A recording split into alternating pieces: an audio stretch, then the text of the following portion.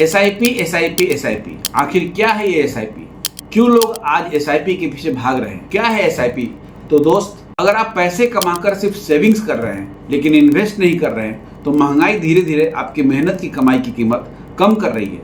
अब आप कहेंगे कि सेविंग्स और इन्वेस्टमेंट में क्या अंतर होता है? दोनों तो एक ही चीज होती है। तो दोस्त, मैं बता दूं, सेविंग्स यानी अगर आप अपना पैसा बैंक एफडी या सेविंग्स अकाउंट में रखते हैं उसे ही सेविंग्स कहते हैं, जहां पर आपके पैसे पर सिर्फ 4, 5 या 6% का रिटर्न मिलता है, जो समय के साथ महंगाई को भी बीट नहीं कर पाता।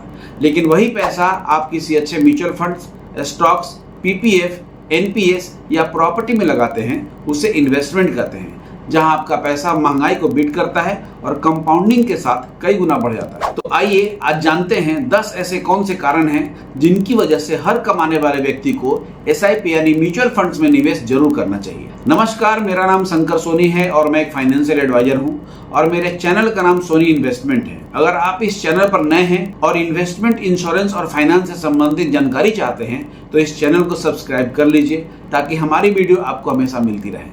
तो चलिए जानते हैं वो 10 कारण कि हमें म्यूचुअल फंड में निवेश क्यों करने चाहिए। जिसमें पहला कारण है महंगाई, यानी इन्फ्लेशन को मात देने के लिए हमें म्यूचुअल फंड में निवेश करना चाहिए। बैंक में पड़ा पैसा, एफडी में पड़ा पैसा समय के साथ अपनी खरीदने की शक्ति खो देता है। अब सोचिए ना, भारत में महंगाई दर 7% है और आपका एफडी और बैंक में रखे पैसे पर भी 6 या 7% ही मिल रहा है, तो आपका पैसा सिर्फ नंबर से बढ़ रहा है और महंगाई भी उसी हिसाब से बढ़ गया तो आपके पैसे की वैल्यू वही के वही है। एसआईपी यानी म्यूचुअल फंड का उद्देश्य लंबी अवधि में महंगाई से बेहतर रिटर्न पाने के लिए अवसर देना होता है। दूसरा कारण है, आपको म्यूचुअल फंड्स में कोई बड़ी रकम नहीं, एक छोटी रकम से भी शुरुआत कर सकते हैं। आप 500 या 1000 महीने से भी शुरुआत कर सकते हैं और भविष्य में एक बड़ा फंड तैयार कर सकते हैं। इसमें इन्वेस्टमेंट करना कोई रॉकेट साइंस का काम नहीं, इसमें कोई भी आदमी निवेश कर सकता है। और तीसरा कारण है कंपाउंडिंग का जादू। कहा जाता है अल्बर्ट आइंस्टाइन ने कंपाउंडिंग को दुनिया का 8वां आश्चर्य बताया था। निवेश की दुनिया में कंपाउंडिंग की ताकत सचमुच किसी चमत्कार से कम नहीं है। अब आप मान लीजिए 1 लाख रुपए आपने म्यूचुअल फंड में डाले और उस पर आपको 1 साल में 15% का रिटर्न मिला, यानी अगले साल आपका पैसा 1,15,000 हो गया। अब अगले साल फिर आपको जो रिटर्न मिलेगा वो आपको 1,15,000 के ऊपर मिलेगा, न कि 1 लाख पर। इसी को कंपाउंडिंग इंटरेस्ट कहते हैं और यही कारण है आपका पैसा तेजी से ग्रोथ होता है। आपके निवेश पर मिलने वाला रिटर्न भी आगे रिटर्न कमाने लगता है और लंबी अवधि में यही सबसे बड़ी ताकत बनती है। अब बात करते हैं चौथे कारण की, वह है अनुशासित निवेश की आदत। हर महीने अपने आप आपका पैसा एक निश्चित तारीख को आपके खाते से निकलकर निवेश हो जाएगा। निवेश होने से खर्च करने की बजाय पहले निवेश करने की आदत बनती है और आप अनुशासित तरीके से अपना पैसा बनाते हैं। अब बात करते हैं 5वां कारण, रूपी कॉस्ट एवरेजिंग, यानी बाजार गिरने पर उसी एसआईपी राशि से ज्यादा यूनिट और बाजार बढ़ने पर कम यूनिट मिलती है। इससे खरीद की औसत लागत संतुलित हो जाता है और जब बाजार आगे बढ़ता है तो आपको अपने निवेश पर मुनाफा होता है। यानी बाजार गिरे तो आपकी यूनिट सस्ते में खरीदी होती है, यानी बाजार ऊपर या नीचे होने से भी आप हमेशा फायदे में ही रहते हैं। अब छठा कारण है, आपके पैसे को प्रोफेशनल फंड मैनेजर मैनेज करते हैं। अब देखिए, ये तो आपको भी पता होगा कि म्यूचुअल फंड में जो पैसा हम निवेश करते हैं उस पैसे से सीधे स्टॉक मार्केट और बॉन्ड्स को खरीदा जाता है। मगर एक आम इंसान जो स्टॉक मार्केट या बॉन्ड्स मार्केट को सही से नहीं जानता कि कौन सी कंपनी अच्छी है, कौन सी कंपनी कल ग्रोथ कर पाएगी, किस कंपनी पर कितना कर्ज है, किस कंपनी की साख अच्छी है, इसीलिए म्यूचुअल फंड में आप जो पैसा लगाते हैं वो किसी एक्सपर्ट यानी फंड मैनेजर के द्वारा मैनेज किया जाता है। इसीलिए म्यूचुअल फंड्स को स्टॉक मार्केट से कम रिस्की माना जाता है।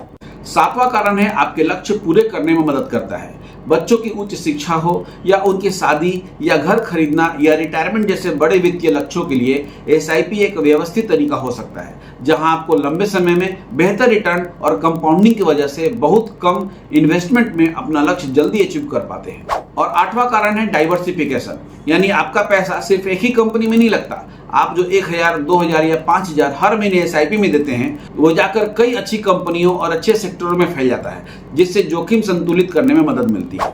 9वां कारण है फ्लेक्सिबिलिटी, यानी आप अपनी एसआईपी की राशि बढ़ा घटा सकते हैं, कुछ महीनों के लिए रोक सकते हैं या फिर दोबारा शुरू कर सकते हैं। जरूरत पड़ने पर अधिकांश ओपन एंडेड फंडों के नियमों के अनुसार पैसा कभी भी निकाला जा सकता है और कुछ ऐसे भी क्लोज एंडेड फंड होते हैं जिसमें 3 साल या 5 साल का लॉकिंग होता है, जिसमें हम टैक्स लाभ का भी फायदा ले सकते हैं। और 10वां कारण है आपकी जरूरत और लक्ष्य के अनुसार, आपकी रिस्क लेने की क्षमता के अनुसार सैकड़ों फंड है, जिसमें large cap fund, mid cap fund, small cap, multi cap जैसे फंड शामिल हैं। अगर रिस्क ज्यादा नहीं लेना हो तो हाइब्रिड और डेट फंड्स भी होते हैं, यानी हर अवधि के लिए, हर जरूरत के लिए फंड्स होते हैं। अगर आप भी आसान भाषा में म्यूचुअल फंड्स के सारे फंड्स का डिटेल में वीडियो देखना चाहते हैं, इस चैनल को लाइक और सब्सक्राइब कर लें। मैं जल्द ही म्यूचुअल फंड की पूरी सीरीज लेकर आने वाला हूं, जिससे आपको म्यूचुअल फंड की पूरी जानकारी आपको आसान भाषा में मिलती रहेगी। याद रखिए, अमीर बनने या पैसा बनाने के लिए बड़ी सैलरी नहीं, बल्कि सही समय पर शुरू किया गया नियमित निवेश